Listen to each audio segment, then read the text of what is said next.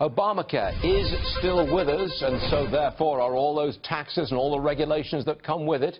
Zane Tankel is with us now. He's Apple Metro CEO, runs about, what, 43 Applebee's in the New York area? About. Okay. You must hate Obamacare, and you must be very sad that it's still with us. I've hated it from before it was law, and I've hated it ever since it's law, and you and I have been talking about it for a long time. Yeah, I'm sad that it's with us, but it's going to go away. It's going to go away because it's a car crash. It could have gone away last Friday if it wasn't for you Freedom Caucus guys who stopped it and kept it with us. My apologies. Is that a sincere apology? No.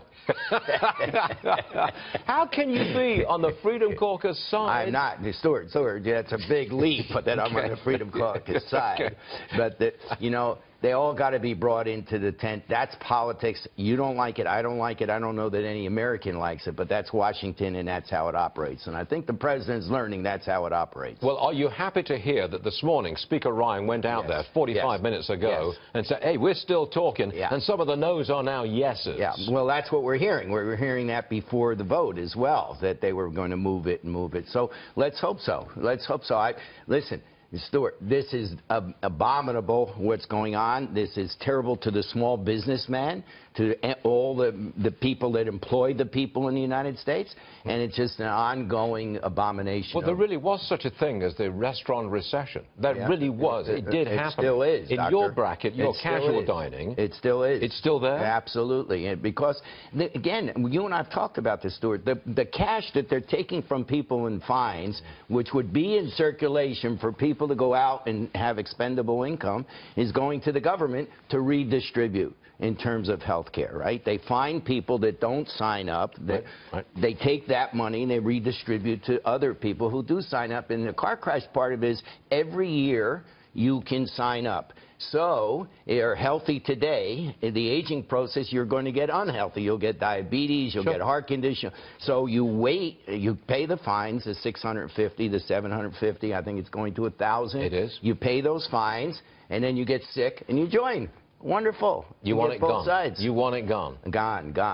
Join the club. Thank you. Before we close, you are a major investor in the oil market. And a director of an oil field services company. Right. Now, your point that you brought to us today is the Saudis really want to get the price of oil up. Yes. Because they are selling a stake in their oil reserves. They want to raise $2 trillion next year. That's what they get the price up. That's what they have valued their in-the-ground reserves at $2 trillion. And the IPO is next year. That's what they've announced. They could always yank it, but that's what they've announced, yes. Now, are they going to be successful in pressuring other OPEC countries to get the price up? Well, so much of this is geopolitical as well, Stuart. They've given a pass to Nigeria and Libya because their internal strife. In fact, only this morning the Libyans shut down one of their oil pipelines because of internal strife, and I believe they blew it up or something happened there, which was producing 70,000 barrels a day. So they gave a pass to those two.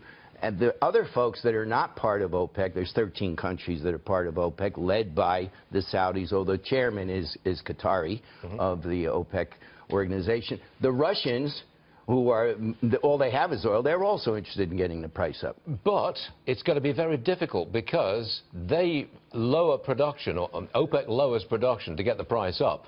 And American frackers get out there and drill, baby, drill, and make up the shortfall in supply. Well, there's another reason, interestingly enough, as to why it'll be very difficult, because they all cheat. Oh, that too. They all cheat. For example, in all seriousness, I believe it's the Iranians that said that they're producing 4.8 million barrels a day, and they reduced it to 4.4. That was their reduction. Well, what the Saudis have said, wait a minute, you only produce 4.4 now. So if you're going to cut back, you got to be at 4. Right. So they all cheat, and they all, it's hard to rein in and herd cats. As the director of an oil services company, you want the price up or down? Oh, Stuart, come on. I want the price up, of course. Now he tells us. Of course. Well, your time's up, Zane. Thank you. You're done. Get out of here. And with Obamacare. Obamacare and higher oil prices, what a wonderful economy. You're done, son. Hold on a second. Steve Forbes is with us. I want your reaction to the idea that the Saudis are trying to get the price of oil up, and I don't think they can do it. You say? they're going to have a hard time. Not only are we going to produce more, but as Zane said, they're going to cheat. And by the way, Zane, you are a living contradiction. You want higher oil prices, which means paying more at the gas pump, which means less spending at Applebee's. So there you go. That is correct. But if we eliminate Obamacare, it'll more than replace the higher offset. Exactly. More than offset. More than offset it, because the fines, Steve, the fines are so much higher than what one pays in the additional oil or gasoline prices. All right, enough already. Forbes, you come back. Zankel, you're toast.